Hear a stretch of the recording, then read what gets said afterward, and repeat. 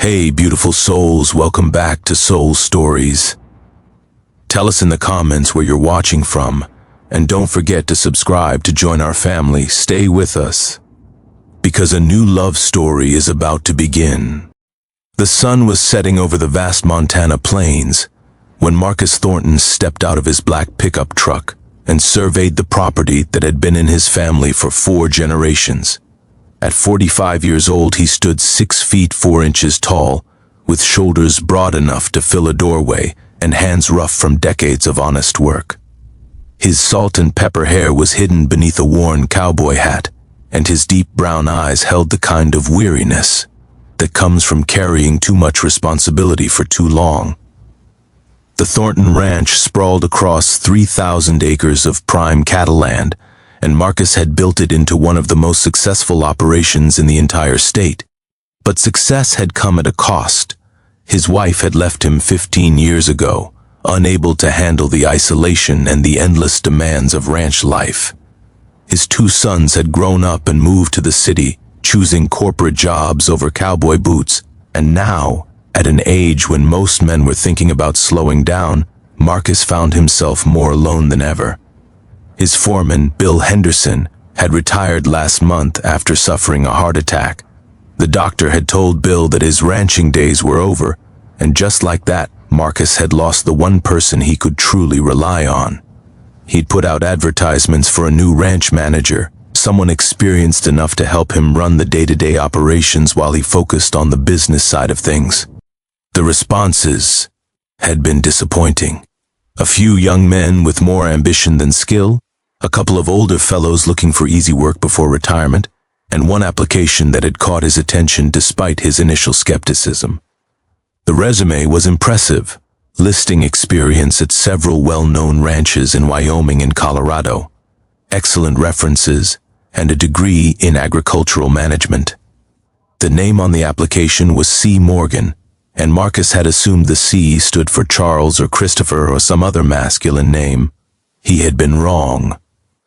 The sound of tires crunching on gravel made him turn toward the long driveway. A dusty red pickup truck was approaching, pulling a small horse trailer behind it. Marcus watched as the vehicle came to a stop near the main barn, and the driver's door swung open. The person who stepped out was not what he had expected, not even close. She was small, perhaps 5 feet 2 inches at most, with a slender frame that looked like a strong wind might knock her over. Her hair was the color of autumn leaves, a rich auburn that caught the fading sunlight and seemed to glow.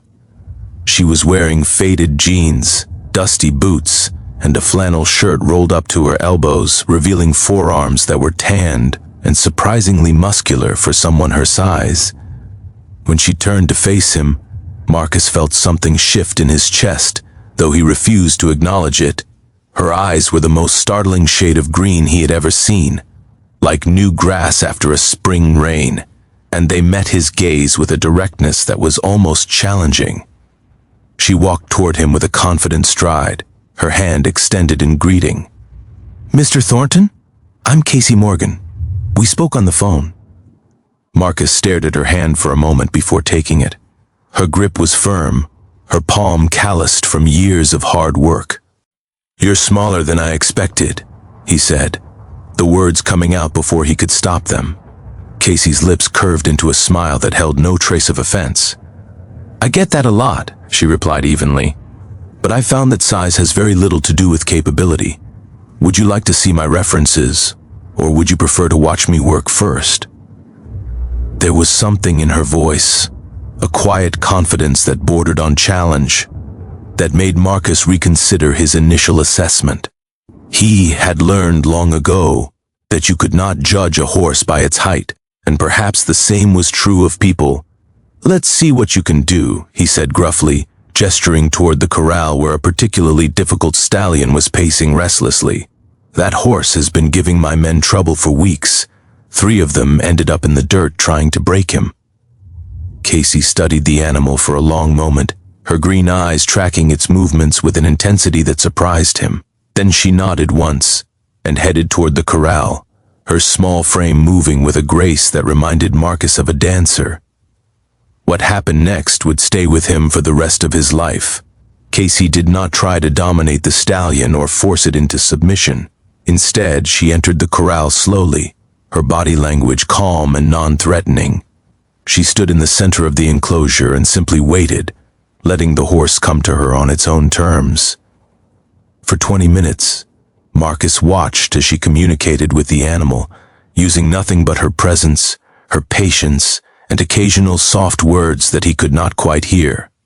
The stallion, which had been wild-eyed and aggressive with every other handler, gradually calmed. Its ears stopped pinning back, its muscles relaxed.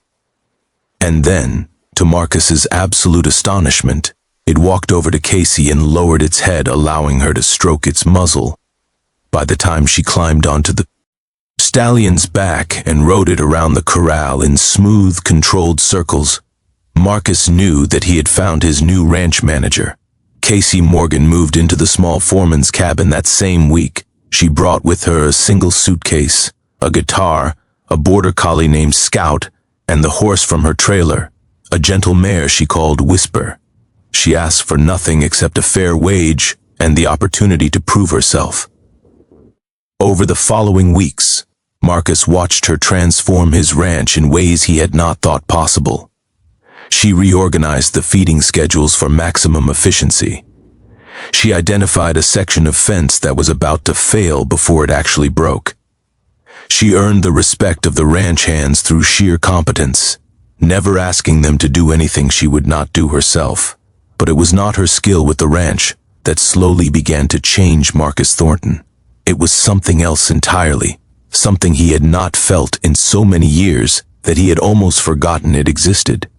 He found himself looking for excuses to be wherever she was. He started taking his morning coffee on the porch of the main house at the exact time she rode past on her daily inspection rounds. He invented reasons to visit the barn when he knew she would be there. Questions about feed orders and veterinary appointments that he could easily have handled by phone. Casey, for her part, seemed completely oblivious to his growing fascination. She treated him with the same professional respect she showed everyone else, never crossing the invisible line between employer and employee. But sometimes, when she thought no one was watching, Marcus caught her looking at him with an expression he could not quite decipher. It was on a night in late September that everything changed. A fierce storm had rolled in from the mountains, bringing thunder that shook the windows and lightning that split the sky.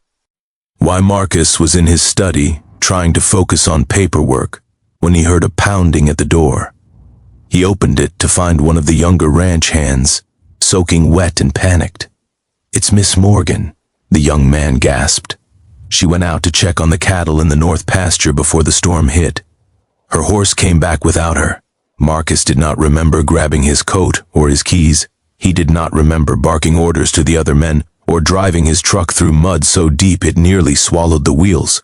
All he remembered was the cold grip of fear in his chest, a fear so intense it told him everything he had been trying to deny. He found her in a ravine about 2 miles from the main pasture. She had been thrown from Whisper when lightning spooked the mare, and she was lying at the bottom of a rocky slope, her left leg bent at an unnatural angle. The rain was coming down in sheets, and she was shivering violently, but when she saw him sliding down the slope toward her, she managed a weak smile. "Took you long enough," she said through chattering teeth. Marcus gathered her into his arms as gently as if she were made of glass, mindful of her injured leg. She was so light, so impossibly small against his broad chest, and he felt something break open inside him. Some wall he had built long ago to protect himself from ever feeling this vulnerable again. "You scared me half to death," he said gruffly, his voice rough with emotion. "I scared myself," Casey admitted, her good arm wrapping around his neck. "I thought nobody would find me until morning. I thought about all the things I never said, all the chances I never took." Marcus carried her up the slope, his boots slipping on the wet rocks, his arms burning with the effort. When they reached the truck, he placed her carefully in the passenger seat and wrapped her in the emergency blanket he always kept behind the seat. The drive to the hospital was a blur of rain-slicked roads and desperate prayers. Casey drifted in and out of consciousness, her head resting against his shoulder, her small hand gripping his whenever she was awake. And somewhere on that dark highway, with the storm raging around them, Marcus Thornton finally admitted the truth to himself. He was in love with her, completely, utterly, terrifyingly in love with this small, fierce woman who had walked into his life and turned everything upside down. Casey's leg was broken in 2 places, but the doctors said she would make a full recovery. Marcus stayed at the hospital all night, sleeping in the uncomfortable chair beside her bed, refusing to leave even when the nurses suggested he go home and rest. When Casey woke the next morning, the first thing she saw was his face, haggard and unshaven, watching her with an intensity that made her breath catch. "You stayed," she whispered. "Of course I stayed," Marcus replied, and there was something in his voice that had not been there before, something raw and unguarded. "You're smaller than I expected, but you changed my life. I'm not letting you go that easily." Casey's green eyes filled with tears, though she was smiling. "Is that your way of saying you care about me, Mr. Thornton?" Marcus reached out and took her hand, his rough fingers intertwining with her smaller ones. "That's my way of saying I love you, Casey Morgan. I've been alone for 15 years and I thought I was fine with that. But then you showed up with your red hair and your impossible confidence, and you made me realize that I was just surviving, not living." Casey squeezed his hand, her smile widening despite the tears streaming down her cheeks. "I fell in love with you the first week," she confessed, "when you thought I couldn't handle the job and you gave me a chance anyway. When you start showing up at the barn every morning with some ridiculous excuse to talk to me. When you looked at me like I was the most fascinating creature you had ever seen." Marcus laughed, a sound rusty from disuse. "I thought I was being subtle." "You were about as subtle as a bull in a china shop," Casey replied affectionately. "But I loved you for trying." In the weeks that followed, as Casey recovered from her injury, their relationship blossomed into something neither of them had expected to find at this stage of their lives. Marcus learned to let down his guard, to laugh again, to see his ranch not as a burden but as a legacy he wanted to share. Casey found a home she had been searching for her entire adult life, a place where she belonged, a person who saw her for exactly who she was. On a crisp October morning, exactly 3 months after she had first arrived at the Thornton Ranch, Marcus asked Casey to marry him.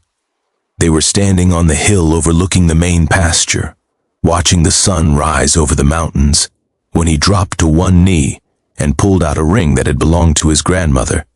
"I know I'm older than you," he said, his voice steady despite the emotion churning inside him. "I know I come with a lot of baggage and a ranch that demands everything I have. But I also know that I have never loved anyone the way I love you. And I want to spend whatever years I have left making you as happy as you have made me." Casey did not hesitate. She pulled him to his feet and kissed him with all the passion she had been holding back for months. "Yes," she said against his lips. 1,000 times yes. They were married on Christmas Eve, in a small ceremony at the ranch with only close friends and family in attendance. Marcus's sons came home for the wedding, and though they were initially skeptical of their father's young bride, Casey won them over with tea, his same quiet competence that had earned her the respect of everyone else on the ranch. As the years passed, the Thornton Ranch continued to thrive, now run by 2 people who complemented each other perfectly. Marcus handled the business, while Casey managed the operations, and together they built something stronger than either could have created alone. And whenever anyone asked Marcus how he had ended up married to a woman so much smaller and younger than himself, he would smile and say the same thing every time. "She was smaller than I expected," he would say, his eyes finding Casey across the room, his heart still skipping a beat at the sight of her. "But she changed my life forever, and I thank God every day that I was smart enough to give her a chance."